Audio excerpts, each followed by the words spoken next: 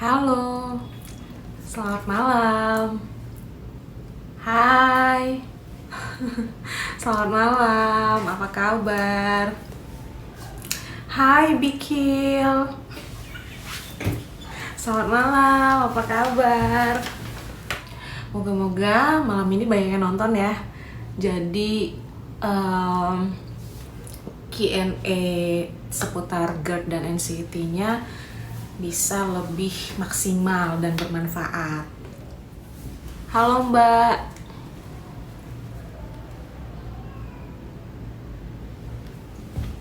Gedein.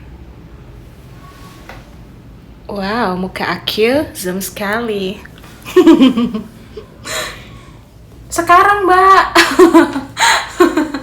Hai Mbak Aini. Suaranya kedengeran nggak ya?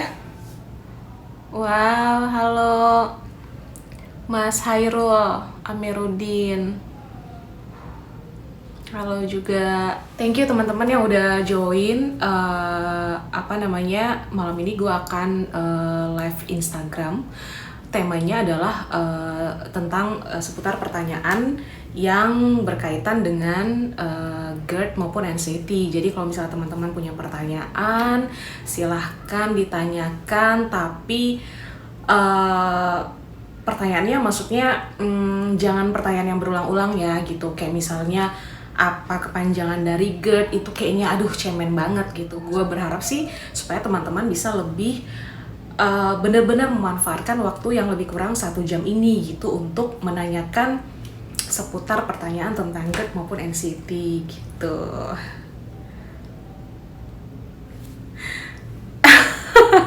Oh ini udah ada pertanyaan ya. Tadi ada yang nanya katanya kalau penyakit asam lambung itu bisa mempengaruhi bau mulut gitu. Jelas gitu karena gini ya, pada saat lambung kita bermasalah otomatis pencernaan kita juga kan bermasalah kan. Biasanya orang yang punya masalah pencernaan biasanya bukan hanya pencernaan aja bermasalah. Pencernaannya jelas bermasalah, tapi lambungnya sendiri terdapat seperti bakteri H. pylori misalnya, atau flora-flora di ususnya sedang tidak baik, atau yang malah berkembang itu adalah flora-flora usus atau bakteri-bakteri yang tidak baik gitu. Itu sebenarnya yang menyebabkan nafas kita jadi tidak baik gitu atau nggak enak gitu baunya gitu sih. Nah kalau untuk tahu apakah di lambung kita ada bakteri H. pylori itu memang yang dilakukan adalah harus dengan pemeriksaan lab. Nah nggak bisa langsung tebak-tebakan kayak buah manggis. Hai Mbak Wiwi. Halo Mbak Aini. Oh iya dulu aku sempat endoskopi gitu karena rasanya tuh capek gitu bolak-balik ke rumah sakit, terus dikit-dikit panik, dikit-dikit ke rumah sakit gitu. Jadi untuk memastikannya memang aku yang insist ke dokternya gitu, aku yang ngapus dokternya untuk dok gue pengen endoskopi dong gitu, jadi biar lebih pasti lagi gitu diagnosanya.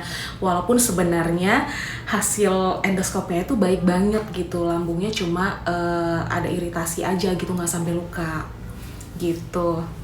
Ah gitu ya. Kenapa Mbak? Jelek ya Mbak? Aku baru potong rambut. Lumayan hemat shampoo Mbak. Ada pertanyaan dari Mbak Wiwi. Kalau untuk mantang makanan sebenarnya waktu pas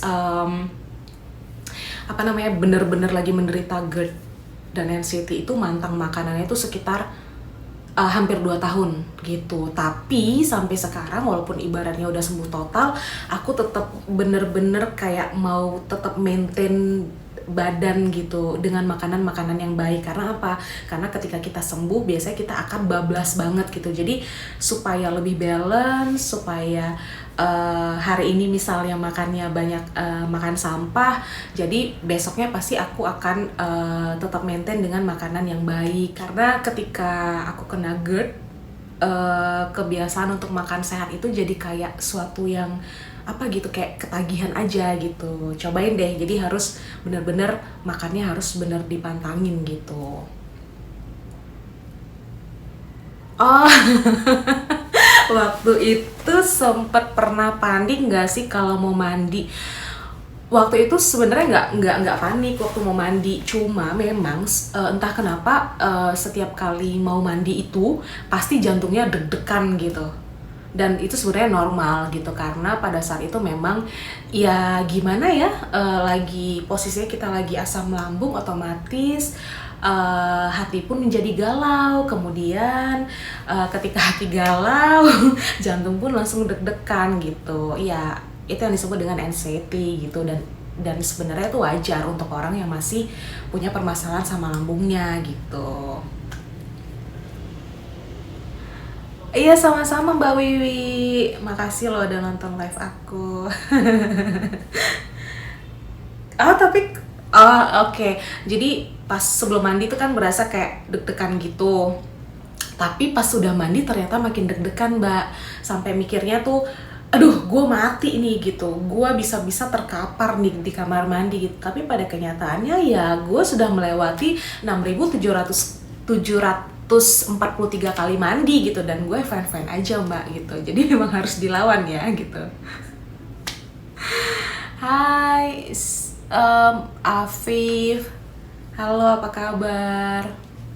Masih panik. Kalau panik sih sekarang ya namanya manusia, selama dia masih hidup pasti akan ngerasain panik, tapi paniknya dalam batas normal gitu, nggak kayak yang dulu gitu, apa-apa difikirin, apa-apa langsung bikin jantungan yang kayak gimana-gimana gitu. Kalau sekarang sih udah kayak, oh ya udah, gue panik ya udah gitu, sekedar oke, gue panik, that's it gitu. Karena mungkin ya karena sekarang memang aku udah bener-bener sembuh gitu. Oh, ada pertanyaan nih, katanya, pertanyaannya adalah, Kak, pernah nggak kayak abis jongkok terus bangun kayak begah banget, terus kayak denyut-denyut terus, kayak mau naik asam lambungnya?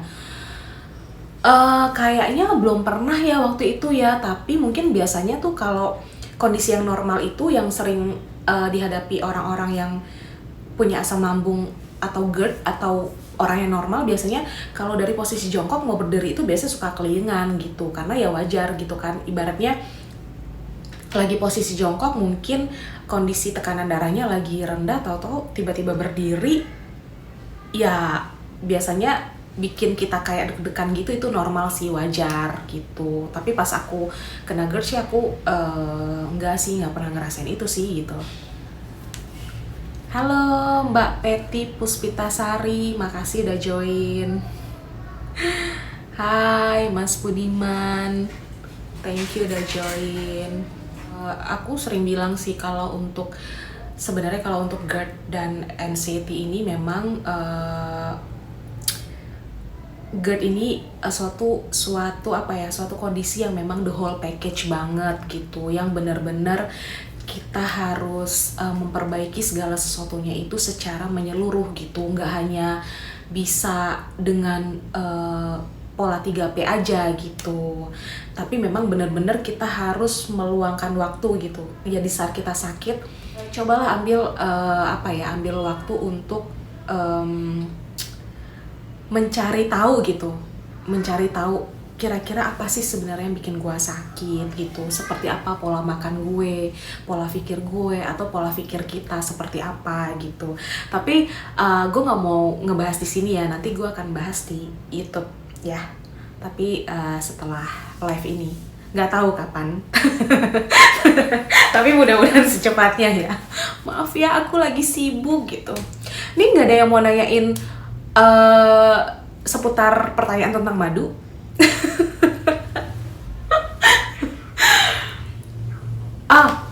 Ini ada pertanyaan dulu, lebih ke NC apa ke GERD-nya, Kak? Lebih ke NC.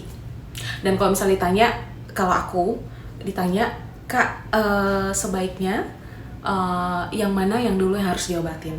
Kalau menurut aku yang harus pertama kali diobatin adalah anxiety-nya gitu. Bener ya Mas Afif ya, tolong dipesan ya.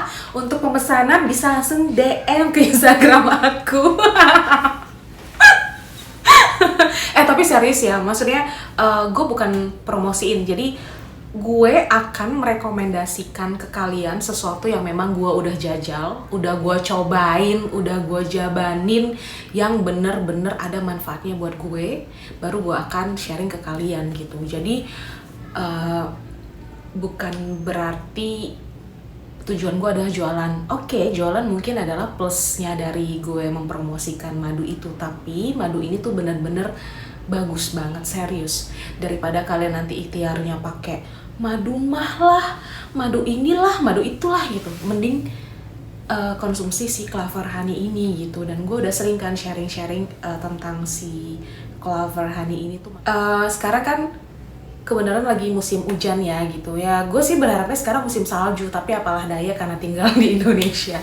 Jadi sekarang tuh musim hujan gitu.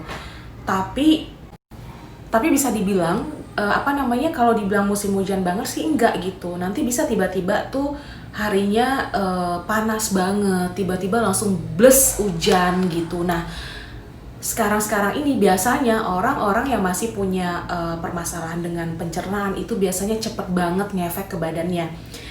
Kalau nggak kedinginan, terus berasa kayak meriang, terus berasa kayak tenggorokannya udah pasti deh rasanya udah kayak ganjel gitu. Biasanya orang-orang yang masih punya permasalahan dengan pencernaan biasanya tuh akan ngefek banget gitu dengan cuaca yang kayak gini gitu. Jadi please ya, tolong jaga kesehatan, makanannya dijaga, terus pola hidupnya juga dijaga, dan pola pikirnya juga harus dijaga, harus tetap stay positif ya, walaupun gue juga masih belajar nih gitu.